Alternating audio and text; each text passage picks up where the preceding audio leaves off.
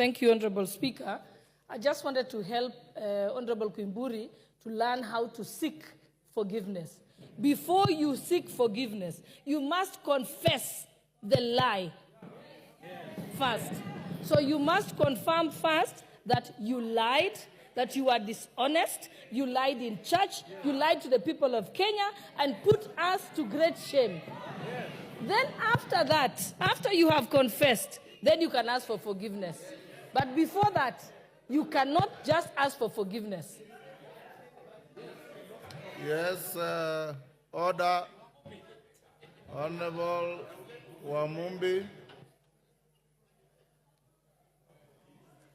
Thank you, Mr. Speaker, for giving me this opportunity. Order, Rosa.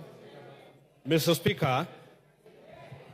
Speaker, some of us lost properties because Honorable KOIMBURI lied that we received 2 million so that we could vote for the finance bill.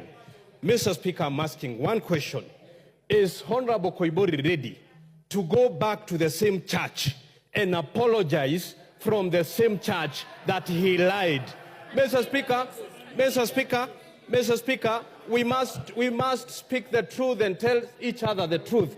Is Honorable KOIMBURI ready to go to the same church and admit on the same pulpit that he lied and he incriminated these members of parliament, Mr. Speaker? Thank you. Honorable Ruku. Thank you, Mr. Speaker. First, Honorable KOIMBURI is sincere, even with his apology. He is sincere, even the way the letter is worded. Mr. Speaker, we have lost faith with people of the Republic of Kenya because of the lie of Honorable KOIMBURI. And I think we should not even call him honorable, because he has proved he is not honorable. If he can be able to lie in front of the church that members who voted yes received 2 million on his feet in front of clergy, then I think, Honorable Speaker, we need to prescribe a very harsh punishment of Honorable KOIMBURI. And before we do that, we need to do exactly what Honorable Deputy Speaker has said, to prescribe his apology in clear terms so that we can decide whether we are going to forgive him or not. Mr. Speaker, otherwise, as a member who voted yes, I am not ready to forgive Honorable KOIMBURI for lying. Thank you, Honorable Speaker. Wangari. Thank you. Order. Thank you. Order, honorable members. Thank you, Mr. Speaker. Mr. Speaker, first of all, the apology is tendered to the people who voted yes in this House. And what we have suffered, Mr. Speaker, cannot even be quantified in a single letter, Mr. Speaker. Many members have been harassed for no reason. And Mr. Speaker, one thing that Honorable KOIMBURI, and I'm very sad because I knew the father. The father is from my constituency. He was a very honest man. I don't know who became of this Honorable KOIMBURI, Mr. Speaker, because he lied through the teeth in the pulpit, and with no shame. Mr. Speaker, what we need, even as we go to forgive Honorable KOIMBURI, we must set a precedent in this House, Mr. Speaker, that you cannot just say things outside there, incriminating members of parliament, incriminating the whole House, Mr. Speaker, and get away with it, Mr. Speaker. We must have him pay damages, but more importantly, we must have him taken action against by the Speaker, Powers and Privileges Committee, Mr. Speaker. There must be clear so that next time any member who would like to drag the names of members under the bus to look good, Mr. Speaker, then they will think twice. And Mr. Speaker, one thing Honorable KOIMBURI must realize, he may have been doing this to look good. By the way, the whole House, one is rotten, all of us will be rotten, including him, Mr. Speaker. So I hope that this will be a lesson, and the precedent that will be set from your desk, Mr. Speaker, will discourage others from going the route that Honorable KOIMBURI has gone. It is a shame, and he should be ashamed of himself. Thank you, Mr. Speaker. Owen Bayer.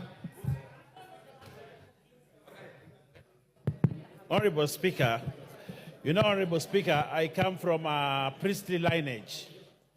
And the Bible is very clear that forgiveness is divine. Now, if the forgiveness is divine, upon seeking for it, we are obliged that we forgive. And Honorable Speaker, in Crime and Punishment by Dostoevsky, he says that sometimes punishment may not be the execution of the crime, but more importantly, it is that the person, I'm sure, Honorable KOIMBURI, within the time that he has lived with his guilty, he has atoned his sins.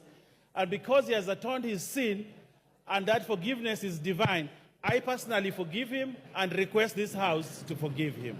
I thank you, Honorable Speaker. Wamboka.